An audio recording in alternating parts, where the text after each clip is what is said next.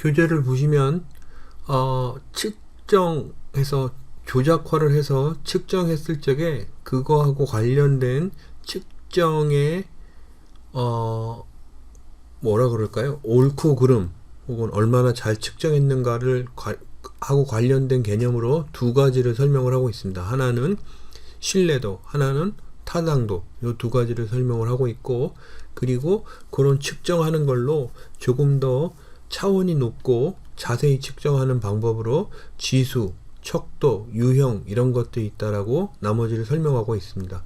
요거에 대해서 풀어서 조금 더 설명을 하도록 하겠습니다. 우선 조작화를 했을 적에 우리가 이 조작화를 가지고 신뢰도가 있는가, 타당도가 있는가 이렇게 물어보는 거는 물어볼 수가 있는데, 그 중에서 신뢰도를 보시면요, 신뢰도는 여기서 보시는 것처럼 reliability라고 합니다. reliability는 가장 중요한 것으로 어떤 아이디어가 있느냐 하면은 여기서 보시는 것처럼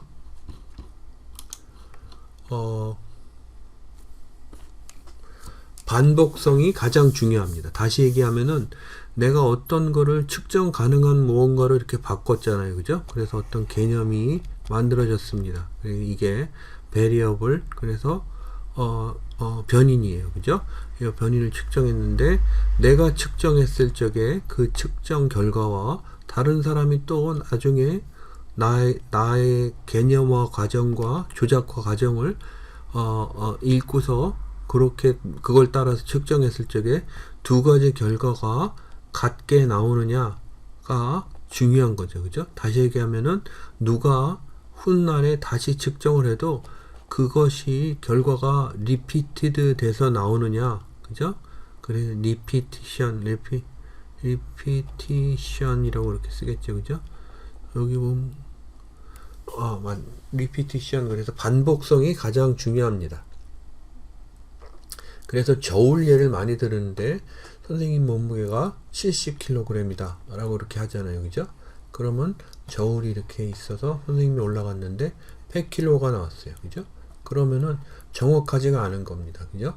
정확하지가 않은 건 여러분들 밸리드 하지가 않다라고 하는데, 요거는 조금 이따 다시 이야기를 할 내용이고, 밸리드 하지 않지만 100kg로 나왔는데 내가 계속 연달아서 계속 측정을 했는데 계속 100kg가 나왔다. 그럼 이 저울이 밸리드 하지는 않지만 릴라이블 하다고 볼 수 있는 거죠. 그죠? 왜냐하면 반복해서 계속 똑같은 결과가 나왔기 때문에 그거를 릴라이블 하다라고 이렇게 할 수가 있겠습니다. 선생님이 또 여기 약간 말이 안 되는 것 같은 예를 들었는데, 힘의 세기를 측정하기 위해서, 사람들이 가지고 있는 힘의 세기를 측정하기 위해서 사람들에게 교실의 의자를 어깨 위로 드는 것을 선택해서 그렇게 하라고 시켜봤다라고 하면은, 의자를 드는 행위와 힘의 세기와 관해서 여러분들이 뭐가 잘못됐는데 이렇게 생각을 한다 그러면 요 밸리디티 문제가 있는 거죠. 힘의 세기를 측정한다고 해놓고 저 사람 이상한 거 측정을 했네 라고 하는 거죠. 그죠? 그거에 대한 밸리디티 문제는 있지만은 릴라이블리티 문제는 아니겠죠. 그래서 힘센 사람은 계속 어깨 위로 의자를 들 테고 힘이 약한 사람은 못 들을 테고 하니까 릴라이블한 문제는 크게 문제가 되지 않을 수도 있는 거겠죠. 그죠? 교재 예를 들어보면은 공장 노동자의 사기, 그죠? 사기는 여러분들 모티베이션 이야기하는 겁니다. 그래서 사기꾼, 그게 아니라 요 사기를 측정한다 그랬을 적에 어떤 방법이 더 좋은가. 그래서 이렇게 보시면은 노동 분위기를 파악하는 방법으로 기록을 수집하는 게 있고, 아니면은 노동자에게 그렇게 분위기를 파악해서 그거를 기록하는 방법이 있고, 이렇다고 할 적에 어떤 게 더 릴라이블한가 라고 보면은, 릴라이블한 거는 요 기록을 수집하는 게 더 릴라이블 할 수가 있겠죠. 왜냐하면은 측정할 때마다 변하지 않으니까요. 그죠? 그리고 교재에서 간단하게 소개하는 걸로 요 릴라이블리티를 체크하는 방법으로는 다음과 같은 것들이 있다 하고 해서 테스트, 리테스트 방법, 그 그 다음에 하프 테스트 방법, 그 다음에 기존 측정과의 비교, 여기 세 가지로 크게 나눠져 있습니다. 여러분들 선생님이 이야기할 적에 reliability는, 신뢰도는 뭐가 제일 중요하다 그랬죠? 아까 이야기한 것처럼 반복성이 제일 중요하다고 했습니다. 그죠?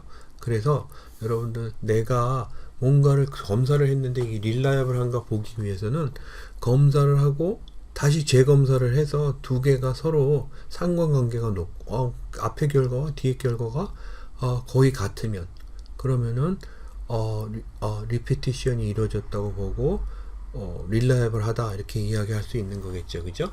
그래서 그런 방법이 있습니다. 그걸 테스트 리테스트라고 하고, 그 다음에 하프 테스트는 내가 100명에게 서베이를 이렇게 한단 말이에요. 그죠? 그러면 이거 반으로 나눠서 반의 사람에게 서베이를 이렇게 실시를 해보고, 그죠?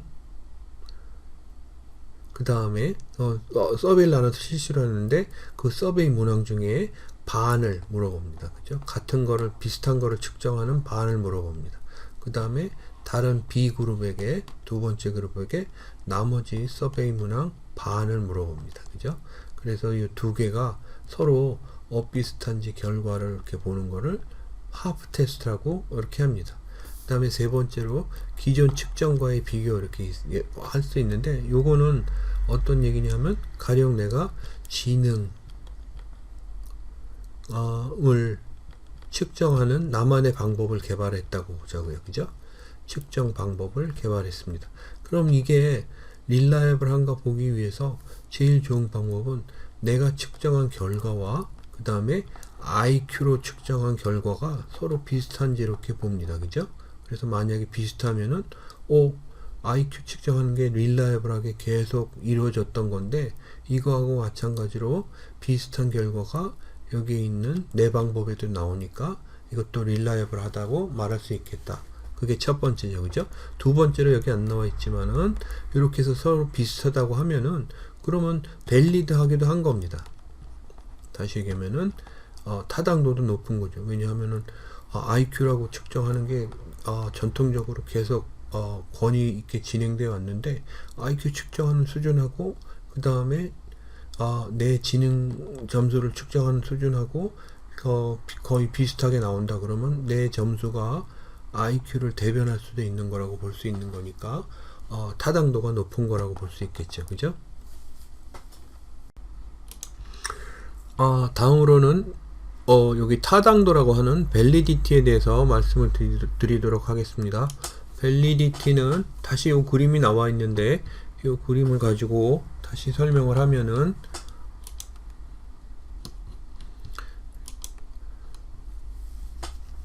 밸리디티는 크게 보면 external validity와 internal validity가 있다고 말씀드렸죠. 그죠? 근데 보통 밸리디티에 이야기하면은 internal validity, 내적 타당도를 이야기를 합니다. 내적 타당도란 뭐냐 하면은, 우리가 여기에 컨셉트 레벨에서 뭔가 아이디어가 있어서 이걸 컨셉츄얼라이제이션을 했을 거예요. 그죠? 그리고 요거를 뭔가 논리를 이용해서 측정 가능한 무엇인가를 이렇게 바꾸는 걸 조작화라고 이야기를 했죠. 그죠? 그래서 조작화를 이렇게 마쳤습니다. 그래서 여기에 있는 DB Dependent Variable을 조작 가능한 무언가를 이렇게 바꿨다고 치자고요. 그래서 그거를 여기 이렇게 그림을 그렸는데, 이때 우리가 가질 수 있는 질문으로는 어떤 게 있을 수 있냐 하면은, 내가 측정하고자 하는 이 개념, 그죠? 여기 있는 이 개념을 여기 C2라고 하죠. 그죠? 개념 2를 제대로 측정했는지에 대한 질문이 있을 수 있습니다. 측정하고자 하는 것을 제대로 측정했는가? 요 질문이 internal validity라고 하겠습니다. 선생님이 요 예를 이렇게 들기 위해서 여기에 예를 만들어 놓은 걸 이렇게 보시면은, 여름에는 찬 음식의 소비가 많다는 명제가 있을 거예요. 그죠? 그러면 여름이라는 계절과 찬 음식이라는 개념, 요 두 가지가 사용된 개념인데, 이거를 여름을 어떻게 측정하느냐? 라고 했을 적에 여름을 제대로 측정하기 위해서 여러 방법을 생각해 봤는데, 가령 날짜가 어느 기간 동안에 몇 도 이상을 유지했을 적에 그걸 여름으로 한다 라고 이렇게 정의를 내린다면 그게 조작적 정의겠죠. 그죠? 그리고 그렇게 해서 측정한 여름 기간을 마련을 준비를 하고, 이 여름 기간 동안에 아이스크림이 얼마나 팔렸는지, 찬 음식이라고 했지만은 찬 음식 중에 대표적인 예로 아이스크림이 있으니까 아이스크림이 얼마나 팔렸는지 이렇게 본다. 그러면은 내가 두 개념을 다 조작화를 한 겁니다. 그죠? 이거는 일정 기간 동안의 온도를 이용해서 여름을 측정을 한 거고, 그리고 찬 음식의 소비는 아이스크림의 판매량으로 이렇게 그걸 한 거죠. 그죠? 그래서 선생님 아이디어는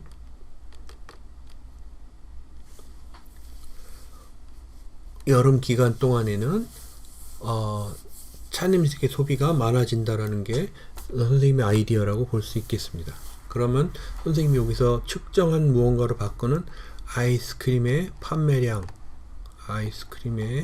판매량은 찬 음식의 소비를 제대로 측정한 것이 됐는가 라는 질문이 있을 수 있겠고, 그리고 여름이라고 하는 그런 아이디어를 측정하기 위해서 어느 일정 기간 동안의 온도를 측정을 한 다음에 그 기간에 맞으면은 그 온도 수준에 맞으면 그 기간을 여름으로 부르기로 했다 라고 한, 요것도 측정하고자 하는 여름을 제대로 측정했는지를 에 대한 질문을 해볼 수 있을 겁니다. 그죠?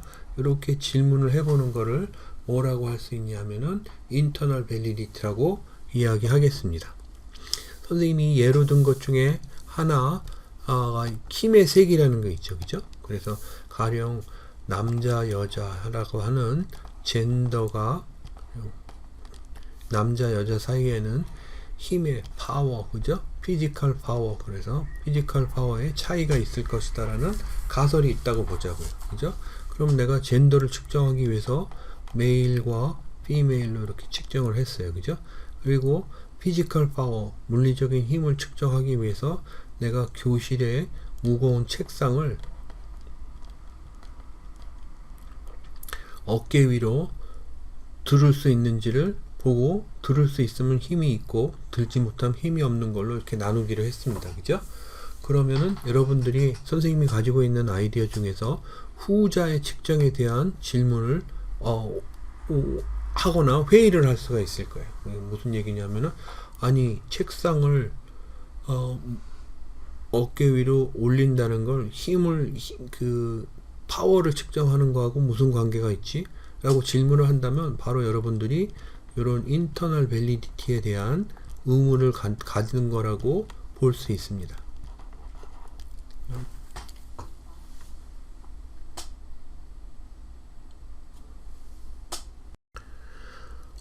타당도하고 관련된 이야기로 인터널 밸리디티와 익스터널 밸리디티가 있다고 했습니다. 그죠? 그래서 익스터널 밸리디티는 제너럴라이제이션과 관련이 있다라고 이해를 하시면 되겠습니다. 교재에 대해서 교재가 이거에 대해서는 자세히 설명을 하지 않고 있는데, 선생님도 요 수준에서 넘어서 설명하지는 않겠습니다. 무슨 얘기냐면, 내가 이런 연구를, 이런 측정을 통해서 이렇게 했다. 그러면은 이 연구가 다른 사람들 혹은 다른 케이스에도 모두 적용이 똑같이 될 수 있겠는가 라는 거에 대해서 논의를 한다라고 하면은 그건 익스터널 밸리디티를 말하는 거라고 이야기하시면 되겠습니다. 그리고 또 한 가지, 요 인터널 밸리디티는 밸리디티 타입이 여러 가지가 있다 라고 설명이 돼 있을 수가 있는데, 요거는 생략을 하겠습니다. 이 정도까지 자세히 공부를 안 해도 연구를 하는데 큰 지장은 없다고 생각되기 때문에 생략을 하고, 그리고 인터널 밸리디티를 측정하는데 장애가 되는 것들에 대한 논의가 있는데, 그거에 대해서는 조금 설명을 하도록 하겠습니다.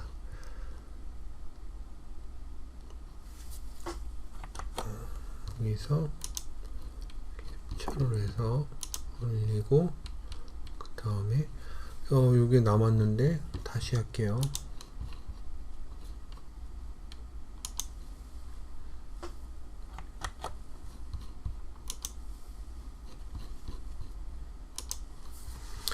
여기 internal validity에 장애가 되는 위협이 되는 것들 이렇게 돼서 크게 보면은 몇 가지 한 대여섯 가지가 있죠, 그죠? 그래서 첫 번째가 history입니다, 그죠? 그리고 두 번째가 maturation, 세 번째가 regression, 네 번째가 selection, 그죠? 다섯 번째가 mortality, 여섯 번째가 diffusion of treatment 이렇게 되어 있습니다. 그 중에서 히스토리와 매추레이션은 비슷하면서도 좀 다른 거라서 그 차이점을 잘 알아두시기 바랍니다. 우선 매추레이션, 그래서 요거를 이야기를 해볼까요? 요거는 측정을 당하는 개인이 있죠, 그죠? 서베이 응답자나 아니면 실험 참가자 이런, 그죠? 그 응답자가, 그 개인이 시간에 따라서 내적인 변화를 이렇게 거치면서 그 응답의 차원이나 혹은 결과가 달라지는 것을 의미를 합니다. 그래서 내적 변화라고 이해를 하시면 되겠습니다. 실험이나 서베이가 수개월, 수년 이렇게 지속되는 경우, 그런 경우에는 이런 경우가 많겠죠, 그죠? 그 다음에 히스토리는 내적 변화가 아닌 외적 변화를 말합니다, 그죠? 그래서 첫 번째 측정, 두 번째 측정 이렇게 시간을 두고 측정하는 경우에 나타나는데, 이 두 번째 측정 사이에 어떤 일이 일어나면은 그때 그걸로 인해서 달라질 수가 있겠죠. 그 측정 결과가 달라질 수 있겠죠, 그죠? 여러분들 대선이나 총선 이런 경우에 이 히스토리가 많이 작용한다고 생각하는 경우가 많습니다. 그래서 뭐 북한과의 관계가 어떻다 그러면 그게 선거에 영향을 주거나, 혹은 경제 관계가 어떻다 이러면 다시 그게 선거에 영향을 주거나, 이런 것들은 히스토리에 의한 측정의 차이를 의미하는 거겠죠, 그죠? 그리고 세 번째는 리그레션이 있습니다. 이 리그레션은 그냥 말로 설명하면 이렇게 참가자의 성향이나 혹은 능력이나 측정의 목적이 있죠. 그 측정을 하고자 하는 그것이 반복에 따라서 진짜 점수에 근접하는 성향, 이렇게 이해를 하시면 되겠습니다. 이게 무슨 얘기냐 하면은, 내가 IQ 점수가 이렇게 있다고 할 거예요. 하자고요, 그죠? 그럼 요 IQ 점수가 이렇게 있으면 내 IQ 점수는 나도 모르지만 어떤 점수가 있을 겁니다. 그게 가령 120이다. 그럼 120점이 있겠죠, 그죠? 120점이 있는데 내가 사실 이 120점인 걸 정확히 알지는 못해요, 그죠? 그러면 내가 모르는 상태로 IQ 테스트를 해봤어요. 그래, 테스트지를 갖고 테스트를 했더니 점수가 나왔습니다. 그게 101점이 나왔습니다, 그죠? 그러면 101점을 갖고 내 IQ 점수는 101점이다 이렇게 얘기할 수가 있을까요?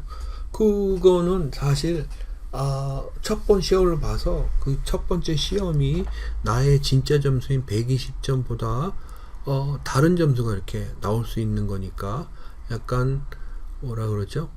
정확히 측정한 게 아닐 수도 있다라고 주장할 수 있습니다. 그래서 IQ 테스트를 두 번째 봤어요. 두 번째 봤더니 118점이 나왔어요. 세 번째 봤어요. 그랬더니 121점이 나왔어요. 네 번째 봤더니 다시 125점이 나왔어요. 그죠? 그래서 계속 이걸 측정을 해봤더니, 측정하면서 그 추이를 봤더니 종국에는 120점 근처로 가더라 라는 요 아이디어가 리그레션이라고 이야기하는 거. 리그레션은 회귀거든요. 나의 진짜 점수로 돌아가는 경향, 이렇게 이야기해서 한 번 측정에서는 제대로 측정하지 못한다는 아이디어가 리그레션이라고 이렇게 보시면 되겠습니다. 그 다음에 모탈리티는 이모탈 그러면은 impossible과 같이 not이란 뜻이죠, 그죠? 거기다가 모탈 붙으면 죽지 않는다, 그래서 영생불사 뭐 이런 걸 의미하죠, 그죠? 모탈리. 근데 모탈리티니까 죽음 이런 뜻이죠, 그죠? 뭐냐면 참가자가 없어지는 거, 그걸 의미를 합니다. 사망이 아니라, 사망도 뭐 포함을 하겠지만 사망이 아니라 서베이 도중에 사라지는 거, 포기하거나 그만두는 경우, 이런 것들을 모탈리티라고 이렇게 부릅니다. 그래서 측정을 처음에 했는데 시간을 두고 다시 측정을 해야 되는데 측정할 수가 없게 되면은 정확히 측정한 결과가 정확히 측정한 게 아닐 수 있죠, 그죠? 그래서 그런 문제가 있다라고 이렇게 볼 수 있습니다. 그 다음에 실험 서베이 참가 그룹을 선정하는데 내가 알게 모르게 바이어스를 가지고서 그룹을 이렇게 정하는, 그래서 A 그룹, B 그룹 이렇게 나눠야 되는데 A 그룹에 속하는 사람을 내가 의도적이건 비의도적이건 어떤 특정한 성향을 가진 사람을 A 그룹에 속하도록 하고 다른 그룹 사람을 B 그룹에 속하도록 이렇게 하면은, 그러면은 셀렉션에 문제가 있겠죠, 그죠? 그래서 그거는 셀렉션이라고 부릅니다. 그 다음에 디퓨전 오브 트리트먼트 테스팅, 요거는 테스트 G가 말이에요. 테스트하는, 측정하는 데 쓰인 그 측정 도구가 말이에요. 사람들에게 널리 알려져 가지고, 그죠? 널리 알려진다는 것보다는 말이에요. 선생님이 설명을 잘못했네. 널리 알려진 게 아니라 뭐라 그러죠? 그 테스트를 받는 거 있잖아요. 그 자체가 영향을 받기 때문에 그게 결과가 달라지는데 반영이 되어 나타난다라는 게 디퓨전 오브 트리트먼트라고 이렇게 볼 수 있겠습니다. 여러분 아이디 들어봤을지 모르겠지만은 지금 오래된 연구 중에 호선 연구라고 있습니다. 호선을 이렇게 쓸 거예요. 호선 스타디 이렇게 되어 있습니다. 요거는 사람 이름이 아니라 호선 지방인가요? 사람 이름, 선생님이 헷갈리는데 요거는 경영학에서 1960년대에 일리노이의 한 지역, 그죠? 그 지역, 선생님이 알고 있기로 GM에서 했을 겁니다. 제너럴 모토가 아닌데 GE에서 했을 겁니다. 제너럴 일렉트릭에서 이렇게 했는데 생산성하고 관련된 연구를 이렇게 어떤 공장에서 했습니다. 호손 팩토리라고 하는 공장에서 생산성에 대한 연구를 했죠. 호손 팩토리라고 했으니까 여기 지역 이름이 맞는 것 같습니다. 요 호손 여기서 했는데 여기에 1년에 어떤 그룹의 워커들에게 우리가 이런 연구를 합니다 라고 하면서 이 한 연구 중에 하나가 여기 뭐죠? 이렇게 조도, 그러니까 빛의 밝기죠, 그죠? 빛의 밝기가 생산력에 영향을 주는지 이렇게 살펴봤어요.